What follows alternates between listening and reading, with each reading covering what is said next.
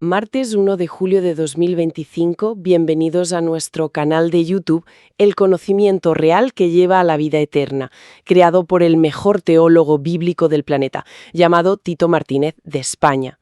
El título del estudio bíblico de hoy es El Dios de ese mundo y el príncipe de ese mundo no es Satanás. Hoy vamos a explorar quién es realmente el Dios de este siglo, mencionado en las Escrituras. La creencia más común, apunta a Satanás, pero ¿es eso correcto? Vamos a ver un punto clave que presenta Tito Martínez. Exacto. Mucha gente, casi por defecto, asume que 2 Corintios 4.4 se refiere a Satanás. Hoy vamos a examinar por qué esa interpretación podría ser, digamos, errónea, basándonos en el texto y el contexto bíblico. Sí, la idea central que se plantea es que Dios el Padre es quien ciega las mentes de los incrédulos, ojo, no Satanás. A ver, miremos 2 Corintios 4, versículo 4. Hay versiones, como la Nueva Traducción Viviente, la NTV, que introducen directamente a Satanás. Voy a leer textualmente cómo lo pone esa versión. Satanás, quien es el Dios de este mundo, ha cegado la mente de los que no creen. Son incapaces de ver la gloriosa luz de la buena noticia. No entienden este mensaje acerca de la gloria de Cristo, quien es la imagen exacta de Dios. Pero, y esto es absolutamente crucial, la palabra Satanás no aparece en el texto griego original de este pasaje. Ah, ¿no está en el griego? No, el texto griego dice, enois oseos tu aeonos tuto etiplosen tanoemata ton apiston. O sea, simplemente, en los cuales el Dios de este siglo cegó las mentes de los incrédulos. Vaya. En la palabra Satanás fue añadida por algunos traductores. Eso es lo que enseña claramente el texto bíblico. Pablo dijo el Dios de este mundo, sin mencionar a Satanás para nada. Interesante. ¿Y sobre la palabra Dios usada ahí? Pues sí, además, la palabra griega para Dios aquí es Theos, con número Strong's G2316. Según la Concordancia Strong y otros léxicos, significa la divinidad suprema. La divinidad suprema. Exacto. Entonces, llamar a Satanás el Dios en este sentido, el Supremo, sería una auténtica blasfemia. El Dios Supremo es el Padre Celestial, no hay otro. ¿Y qué pasa con eso que a veces se dice de que si Dios está en minúscula en algunas Biblias, se refiere a Satanás? Pues Martínez señala que eso tampoco es un argumento válido. Los manuscritos originales, los más antiguos en griego, no diferenciaban entre mayúsculas y minúsculas como lo hacemos hoy en día. Así que basar la interpretación en si la D es pequeña o grande, pues no es textualmente sólido. Entendido. Pero claro, surge otra objeción. Algunos argumentan que como este siglo se describe como malo, por ejemplo en Gálatas 1.4, pues entonces el Dios de este siglo tiene que ser malo también, o sea, Satanás. Ese argumento es falso y diabólico. Así lo califica Tito Martínez. Falso y diabólico. Sí, porque Dios el Padre es Dios de todos los siglos, incluido el presente siglo malo. Él es el soberano siempre, por encima de todo. La maldad del siglo no le quita la soberanía a Él. Vale. De hecho, fíjate, en Apocalipsis capítulo 11, versículo 4, se llama al Padre el Dios de la tierra. Lo leo textualmente. Estos testigos son los 2 olivos y los 2 candeleros que están en pie delante del Dios de la tierra. El Dios de la tierra. Exacto. El Dios de la tierra y el Dios de este mundo es el mismo. El Padre Celestial de ninguna manera es Satanás. Entonces, la conclusión es clara. Clarísima. Enseñar que el Dios de este mundo es Satanás, según lo que expone Martínez basándose en estos textos, es propio de un vulgar embustero e hijo del diablo. Son palabras fuertes, pero es la conclusión a la que llega tras su análisis. Queda claro entonces, según este análisis de Tito Martínez, que identificar al Dios de este mundo con Satanás, pues contradice el texto griego original y otros pasajes bíblicos clave. Es una perspectiva que, desde luego, desafía la interpretación común y nos invita a todos a una revisión profunda de las Escrituras, a no dar por sentado lo que siempre hemos oído. Califica la idea de que Satanás sea el Dios de este siglo como absolutamente falsa y diabólica. Sí, así de contundente. Argumenta que no hay base bíblica para eso y que enseñar que Satanás es el Dios, así con mayúsculas casi, es una de las mayores blasfemias y mentiras. Uf. Tal cual. Y, bueno, el fundamento principal para una afirmación tan rotunda lo encuentra Tito Martínez sobre todo en una versión muy antigua de la Biblia, la Peshita. Hay que entender un poco qué es, ¿no? El nombre viene del arameo. Significa algo así como sencilla o exacta. Es un manuscrito antiguo, muy valorado por ciertos eruditos. ¿Por qué? Pues por su antigüedad y porque está en arameo, que era la lengua que hablaban Jesús y los apóstoles. Algunos creen que es muy fiel a los textos originales. Y el estudio de Tito Martínez, pues se apoya mucho en ellas, ¿eh? Vale, entendido. Entonces, la idea más común, esa que dice que el Dios de este siglo es el diablo. Pues, según este análisis, queda totalmente descartada. Radicalmente cuestionada, sí, porque según Martínez... Eso es lo que enseña claramente el texto bíblico. Que al diablo jamás, pero jamás, se le llama el Dios en toda la Biblia. Exacto. Bueno, pues para que lo veamos claro, ¿podrías leernos cómo traduce la Peshita esos versículos clave? Hablamos de 2 Corintios capítulo 4, versículos 3 y 4. Claro, vamos a ello. Leo literalmente y de forma completa, tal como lo presenta Tito Martínez, basándose en la Peshita. Pero aun si nuestro evangelio está encubierto, para los que se pierden está encubierto. Aquellos a quienes Dios ha cegado sus mentes en este mundo para que no crean, para que no les resplandezca la luz del evangelio de la gloria del Cristo, que es la imagen de Dios. Interesante. Y aquí, ojo, aquí está el meollo de la cuestión para esta interpretación. Fíjate bien en el versículo 4. La palabra Dios Sí. se escribe con D mayúscula. Según esta lectura textualista que defiende Martínez, esto es crucial, no es un detalle menor. ¿Y qué indica esa mayúscula? Pues indica sin ambigüedad que se refiere al Dios Supremo, al Padre, O sea, que sería Dios mismo, el Padre Celestial, y no Satanás, quien ciega las mentes de los que se pierden, de los incrédulos, para que no crean. Hay que enfatizar eso, Dios, así, con mayúscula. madre mía, es que ese detalle lo cambia absolutamente todo. El sujeto de la acción es completamente diferente. Totalmente. Y por lo que comentas, parece que esta lectura no es algo aislado solo de la Peshita. Mencionas que Tito Martínez también se fija en otra versión, la Hünemann. Así es. La versión de Hünemann, que es una traducción independiente del siglo XX, ofrece un texto muy parecido en este punto. Refuerza la misma idea. A ver, ¿cómo lo dice Hünemann?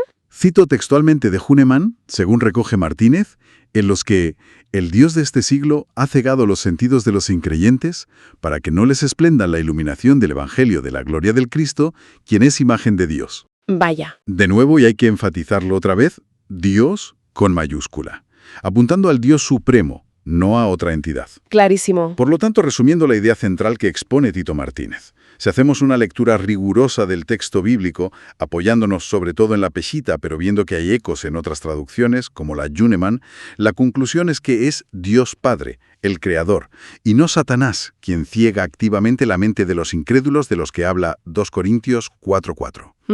Para quienes defienden esta visión basándose en este análisis textual, pues, eso es lo que enseña claramente el texto bíblico. No hay otra, según ellos. Es realmente impactante ver cómo la elección de un manuscrito, de una traducción concreta, puede llevar a conclusiones teológicas tan opuestas sobre un mismo pasaje, ¿no? Desde luego. Y esto inevitablemente nos deja pensando, ¿verdad? Nos deja con una pregunta importante. ¿Somos realmente conscientes de hasta qué punto las diferentes versiones de la Biblia que usamos cada día pueden influir o incluso cambiar radicalmente nuestra forma de entender conceptos que son, fundamentales para la fe? Es una reflexión necesaria, sí. Es como una llamada de atención, ¿no? A mirar más de cerca las fuentes que usamos, a ser críticos y a ser conscientes de las enormes implicaciones que tiene cada traducción. La pregunta es, ¿quién ciega realmente la mente de los incrédulos? No existe ni un solo versículo bíblico que diga que Satanás ciega la mente. Ni uno. La labor del diablo es otra, es doble. Tentar y engañar al mundo. Ajá. Cita, por ejemplo, Mateo 4:3, cuando se habla del tentador, y Apocalipsis 12:9, que dice que Satanás engaña al mundo entero. Es interesante esa distinción que hace. O sea, una cosa es engañar o tentar, presentar algo falso, incitar, y otra muy distinta es causar activamente la ceguera espiritual. Su argumento pone el foco ahí, en la agencia directa. ¿Quién hace eso? Justo. Y ahí va la pregunta clave que plantea él. Si no es Satanás, ¿quién es? Y su respuesta es tajante. Dios Padre. Sostiene que eso es lo que enseña claramente el texto bíblico. Por ejemplo, en Juan 12, versículos 39 y 40, dice textualmente, leo, «Por esto no podían creer, porque también dijo Isaías, cegó los ojos de ellos y endureció su corazón, para que no vean con los ojos y entiendan con el corazón, y se conviertan y yo los sane». Este pasaje de Juan, citando a Isaías, es central en la argumentación de Tito Martínez, claro. Él lo interpreta como una acción directa deliberada de Dios para impedir la conversión en ciertos casos. Es un punto teológicamente complejo, ¿verdad? Toca la soberanía divina de lleno. Sí, desde luego. Y ojo, que presenta más textos. No se queda ahí. Por ejemplo, 2 Tesalonicenses 2, versículos 11 y 12. Dice, «Por esto Dios les envía un poder engañoso, para que crean la mentira, a fin de que sean condenados todos los que no creyeron a la verdad, sino que se complacieron en la injusticia». Un poder engañoso enviado por Dios. Exacto. Y también Deuteronomio 28:28, que advierte, «Jehová te herirá con locura, ceguera y turbación de espíritu». Martínez además menciona otros, Lamentaciones 2:1, 2 Reyes 6:18, Jeremías 13:16, Ezequiel 32:8, todos como pruebas de que Jehová trae tinieblas y ceguera. Claro. Ahora, emular todos estos versículos, lo que busca Tito Martínez es construir un patrón en la Escritura. Un patrón donde la ceguera, el endurecimiento o incluso el envío de ese poder engañoso se atribuyan directamente a Dios. Es una perspectiva que enfatiza un aspecto, digamos, judicial o de juicio divino en la incredulidad. Así lo expone él en su estudio. Totalmente. Y la conclusión que extrae Tito Martínez es clara. Dios ciega y endurece a aquellos que rehúsan creer en la, verdadera doctrina. Lo hace para que crean la mentira y finalmente sean condenados. Ajá. Y advierte mucho contra la mentira, así la llama, de que el diablo sea el Dios de este siglo en el sentido de que tenga poder para cegar mentes. Lo califica de doctrina perversa y diabólica. En resumen, entonces, el análisis de Tito Martínez nos confronta con una interpretación bíblica pues bastante directa. La responsabilidad de la ceguera espiritual de los incrédulos recae directamente en Dios Padre, no en Satanás. Es una visión que subraya la soberanía divina de una manera que puede resultar, como decíamos, desafiante para muchos. Sí, sin duda. El príncipe de este mundo. ¿Quién es realmente el príncipe de este mundo? Una figura que, ojo, solo se menciona 3 veces en la Biblia. Sí, y siempre en el Evangelio de Juan. ¿Y cuáles son esos pasajes exactamente? Para tenerlos claros desde el principio. Pues mira, son Juan 12:31, que dice literalmente, ahora es el juicio de este mundo, ahora el príncipe de este mundo será echado fuera. Vale. Luego está Juan 14:30. No hablaré ya mucho con vosotros, porque viene el príncipe de este mundo y él nada tiene en mí. Ajá. Y el último es Juan 16:11, y de juicio por cuanto el príncipe de este mundo ha sido ya juzgado. Esos son los 3. Perfecto. Gracias por leerlos así tal cual. Y bueno, la interpretación más habitual, la que se oye por ahí, tanto en círculos católicos como evangélicos, ¿cuál es?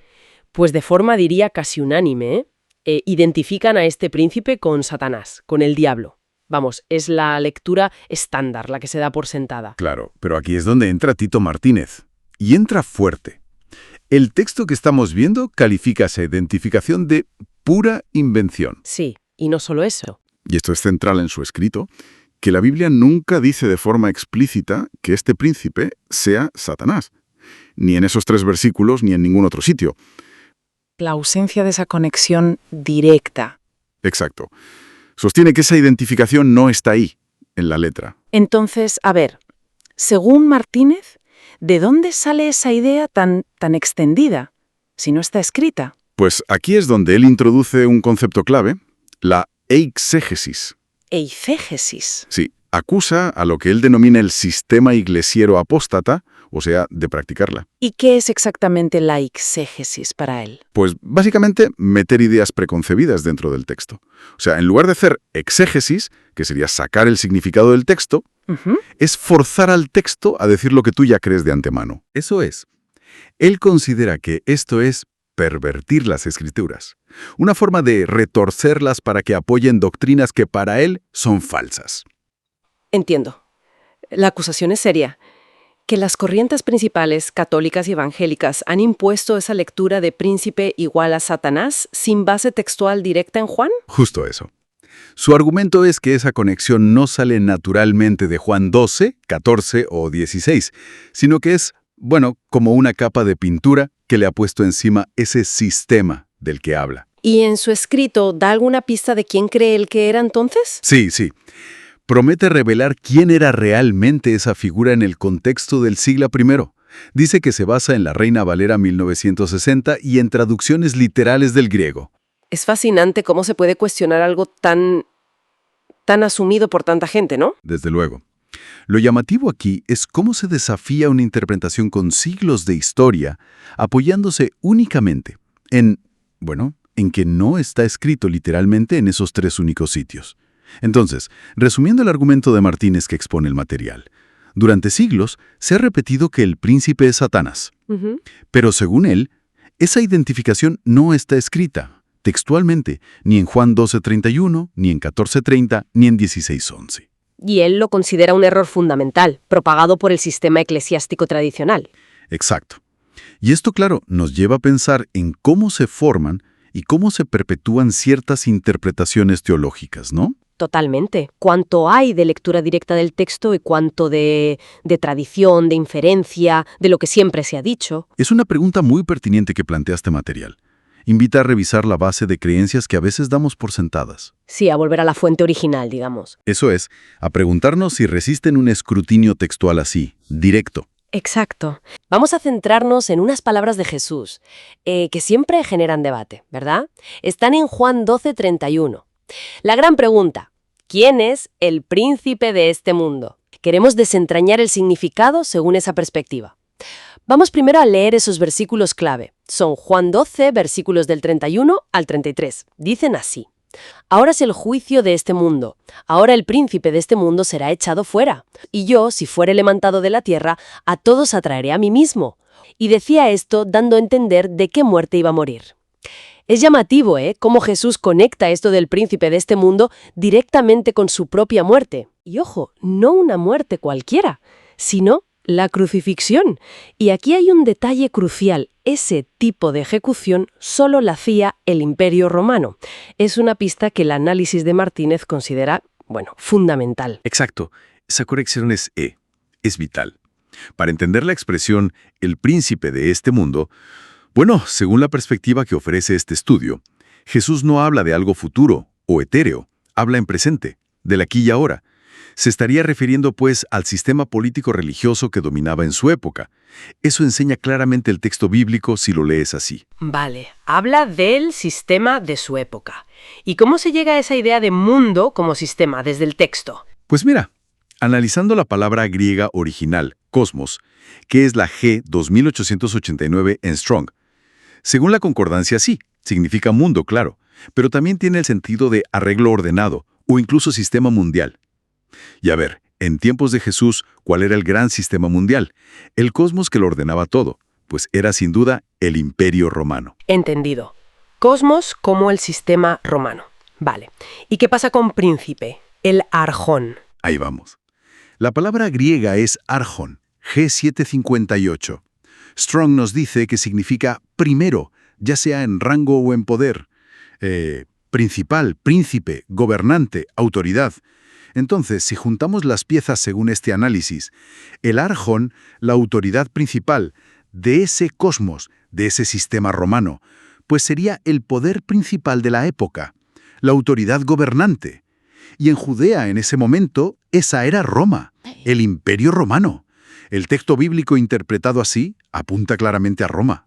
Ya veo, la conexión lingüística parece sólida desde ese punto de vista. Pero claro, choca con la idea tan extendida de que se refiere a Satanás, ¿no? Sí, es interesante eso que comentas, porque el estudio de Tito Martínez precisamente subraya algo importante. El texto de Juan 12, ahí, no menciona a Satanás por ningún lado. Desde este análisis, interpretar que el príncipe de este mundo es Satanás sería, pues, añadir algo que no está escrito literalmente ahí. Martínez considera que eso es una lectura que se aleja de lo que dice el pasaje. Vale, aceptando la premisa de que el príncipe es Roma, ¿qué significa entonces que será echado fuera? Porque suena a expulsión, a algo bastante drástico. Buena pregunta. Esa es otra clave lingüística importante. La palabra griega es ekbalo, la G1544. Significa expulsar, ¿sí? Pero Strong recoge otros matices muy relevantes. Fíjate, también significa echar, enviar, impulsar, despedir. No siempre es una expulsión física o violenta. Podría ser, digamos, ser movido a actuar, ser impulsado a hacer algo. Ah, o sea, no necesariamente expulsado del mundo, sino impulsado a hacer algo. ¿Cómo encajaría eso? Pues encaja perfectamente si seguimos el hilo del análisis de Martínez. Jesús estaría prediciendo que la autoridad gobernante de su tiempo, Roma, el arjón de ese cosmos, sería de alguna manera enviada o impulsada, ekbalo, a actuar. ¿Para qué? Pues para llevarlo a la muerte en el madero. Y esto conecta directamente con lo que dice justo después, en los versículos 32 y 33, cuando habla de ser levantado de la tierra, ¿entiendes? Está describiendo su crucifixión, a manos de los romanos. Eso es lo que enseña claramente el texto bíblico según esta interpretación detallada. Fascinante, la verdad. O sea que, resumiendo, la perspectiva de este análisis que hemos visto, el príncipe de este mundo en Juan 12:31 no sería Satanás, sería el Imperio Romano. Y su autoridad sería la que de algún modo se vería impulsada o enviada a ejecutar a Jesús. Exactamente. Y esta conclusión, tal como la presenta Martínez, se apoya firmemente en dos pilares. El contexto inmediato del pasaje, esa predicción clarísima de la crucifixión romana, y el análisis del significado preciso de las palabras griegas clave, cosmos, arjón y ekbalo. Juan 14:30. Y esa figura, la del príncipe de este mundo. Sí. Vamos a ver los argumentos que presenta Martínez, sobre todo cómo conecta este versículo con la situación histórica, ¿no? Con Jesús y el Imperio Romano encima. Ya. Es una perspectiva, bueno, diferente a la interpretación más, digamos, tradicional. Muy bien. Pues vamos al lío. El punto central, Juan 14:30. Tito Martínez presenta una lectura que parte de que el texto bíblico enseña claramente lo siguiente. Y lo vamos a leer tal cual, con la cita del interlineal griego-español que incluye. Perfecto. Dice así, Juan 14:30. No hablaré ya mucho con vosotros, porque viene el príncipe de este mundo y él nada tiene en mí. Ujú. Y el interlineal que aporta Martínez dice, ya no muchas cosas hablaré con ustedes, está viniendo porque él de el mundo gobernante y en mí no está teniendo nada. Y aquí es donde Tito Martínez pone el acento, ¿no? ¿Sabes? Subraya algo que considera fundamental. Jesús no menciona a Satanás, no dice Satanás. Claro. Argumenta que identificar a ese príncipe, a ese arco no gobernante, con el diablo es, bueno, añadir algo que el texto no dice literalmente. Entiendo. Y según esta línea de análisis que presenta Martínez, la clave estaría entonces en el contexto inmediato, ¿no? Él se fija mucho en el verbo viene, exertai. Que está en presente, está viniendo. Eso es, está viniendo. Y en el título, claro, Arcon, el gobernante de este cosmos, de este mundo. Para Martínez esto apunta directamente a una amenaza muy real y muy cercana. ¿Te refieres a...? Al poder del Imperio Romano, que estaba, a punto de detener a Jesús y ejecutarlo. Era Roma quien venía a por él. Claro. Visto así, sitúa la frase en un plano muy político, muy terrenal del momento. Exacto. Y la segunda parte, ¿y él nada tiene en mí? ¿Cómo la encaja Martínez ahí? Pues en la misma línea. La interpreta de forma muy concreta.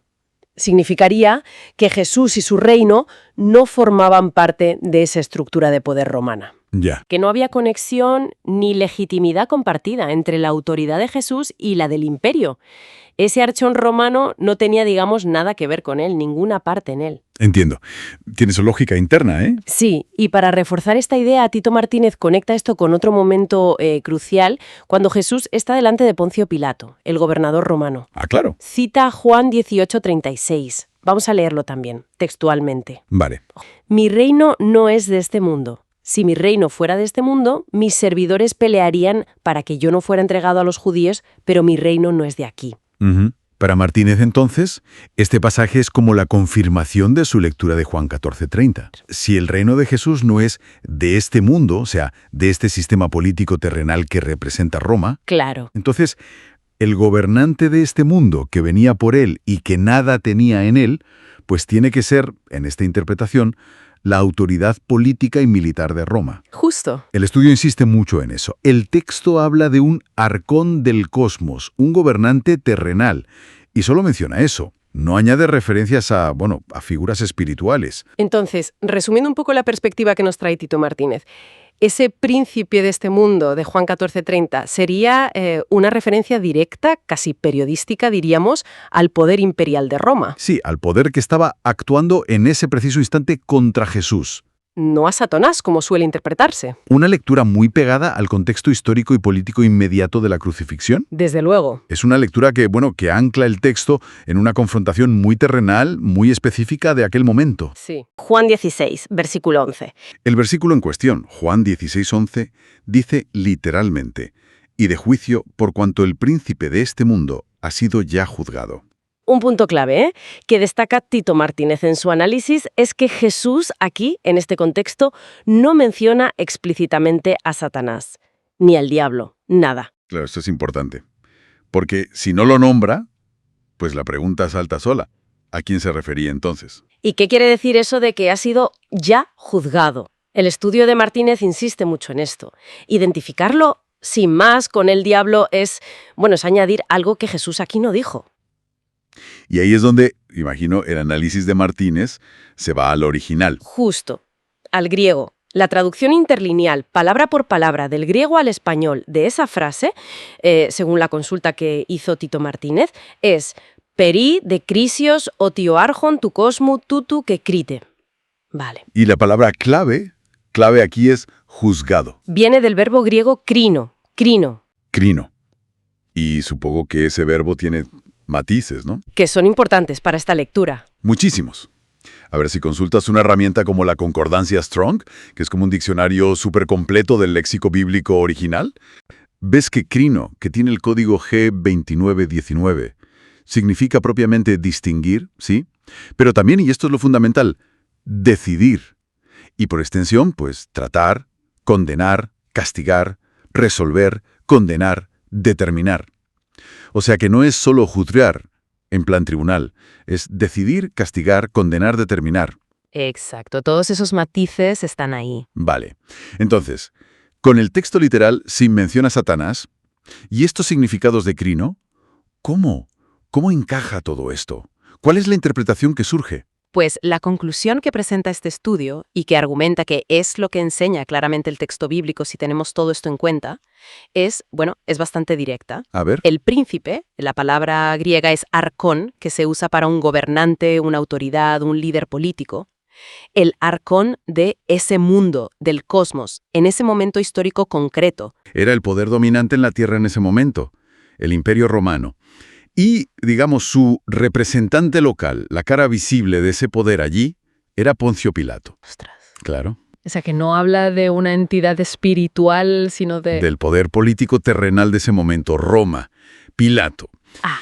Entonces, la decisión de Pilato, la autoridad romana, de juzgar a Jesús y enviarlo a la cruz, Esa misma decisión, ese acto de juzgarlo y condenarlo por parte del archón romano, implicó automáticamente su propia condena, su propio juicio divino. el mismo acto de juzgar a Jesús, Selló la condena del poder que lo juzgaba. Es decir, al enviar a Jesús a la muerte, Pilato, como figura del imperio, no solo decidió sobre Jesús, sino que provocó que ese poder romano fuera juzgado, o sea, condenado, determinado para castigo por Dios.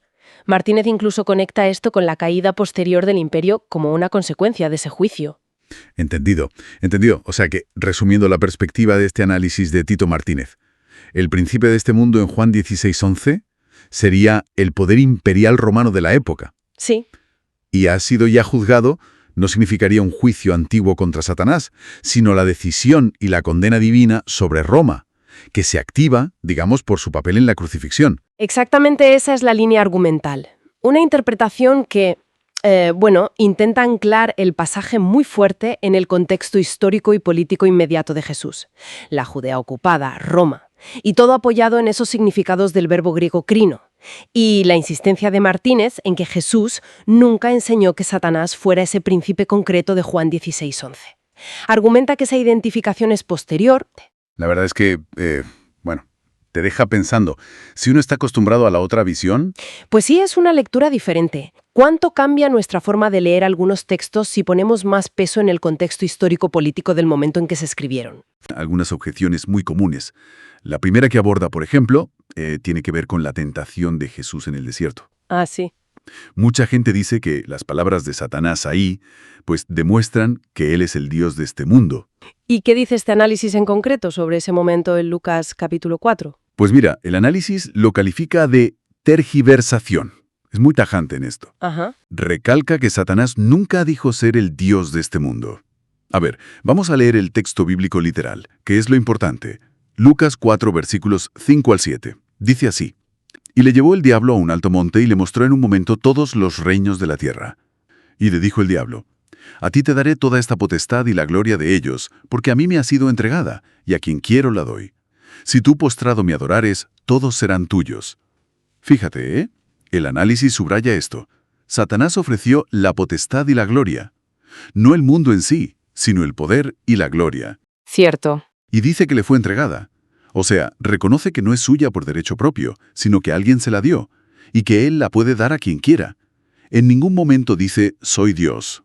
Según la interpretación de Martínez, fue Dios Padre quien le dio ese poder, limitado, claro, después de que engañara a Eva. Y la oferta dependía de que Jesús le adorase, cosa que, obviamente, no pasó. Jesús la rechazó. Correcto. Y aquí es donde el análisis se pone muy firme. Eso es lo que enseña claramente el texto bíblico. El Dios supremo de este mundo es el Dios Padre.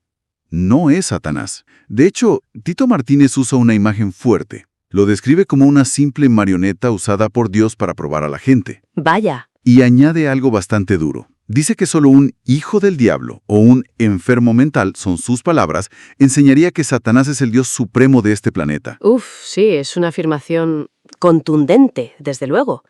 Bueno, pasemos a la segunda objeción que trata Martínez, esa que se basa en 1 Juan 5:19, Ah, sí. el versículo que dice que el mundo entero está bajo el maligno. Claro, muchos leen el maligno y piensan automáticamente en Satanás. Pues esa identificación, según este análisis, se rechaza de plano. El argumento es muy directo. En ninguna parte dice ese texto que ese maligno sea Satanás. La palabra Satanás no está ahí. ¿En qué se basa para decir que el maligno no es Satanás en ese versículo? Pues se apoya en cómo se usa la palabra maligno en otros sitios de la Biblia. A ver, por ejemplo, citemos un par de ellos. Primero, Mateo 6:23, una parte. Pero si tu ojo es maligno, todo tu cuerpo estará en tinieblas. Y luego Efesios 6:16. Sobre todo, tomad el escudo de la fe, con que podáis apagar todos los dardos de fuego del maligno. El razonamiento de Martínez es, sería absurdo decir que en Mateo el ojo es Satanás, ¿verdad? Hombre, claro. Explica que la palabra griega original es poneros. Y si miras, por ejemplo en la concordancia Strong, que es una referencia, pues poneros significa dañino, malo, maldad. Entiendo la lógica. Entonces, la conclusión que extrae de esto es que... El maligno no significa Satanás, significa el mal, la maldad. Ajá. Así que cuando un Juan dice que el mundo está bajo el maligno, se refiere a que está bajo la influencia del mal, de la maldad humana y de las fuerzas del mal en general, no bajo el gobierno directo de Satanás como si fuera su rey o Dios. Vale. Martínez sí recalca que la Biblia dice que Satanás engaña al mundo entero. Eso sí lo dice Apocalipsis 12:9, pero una cosa es engañar. Y otra gobernar. Exacto. Engañar no es gobernar. El Dios de este mundo, y de todos los mundos, insiste, es el Padre Celestial. Punto. Muy bien. La conclusión es bastante clara. Bíblicamente, según esta lectura, Satanás no sería el Dios de este mundo. Sería un ser con poder, sí, pero un poder limitado para engañar, y siempre bajo la soberanía última de Dios Padre. Exacto. Y la relevancia de esta visión, tal como la presenta Martínez, es insistir en una interpretación, digamos, rigurosa de las Escrituras, para entender bien dónde está la autoridad real en el universo. No se trata de negar que Satanás tenga poder o que engañe, sino de ponerlo en su sitio, por así decirlo, subordinado a Dios Padre. El papel principal de Satanás es más engañar que gobernar. Bueno, pues este importante estudio bíblico de Tito Martínez está publicado en su sitio web, que es Las 21 tesis de Tito.com. Ahí se puede encontrar completo. y también en su canal de YouTube, El conocimiento real que lleva a la vida eterna. Exacto. El enlace directo a este estudio bíblico, en concreto, se encuentra en la descripción de este video de YouTube. Y ya para terminar, pues, quien no esté suscrito a este canal, que lo haga ahora, que comparta este video en sus redes sociales para que llegue a más gente. Sí, y que le dé un like al video si le ha parecido interesante o útil y que active la campanita. Eso, la campanita, para que YouTube le avisa cuando Tito Martínez publique un nuevo video con más conocimiento bíblico.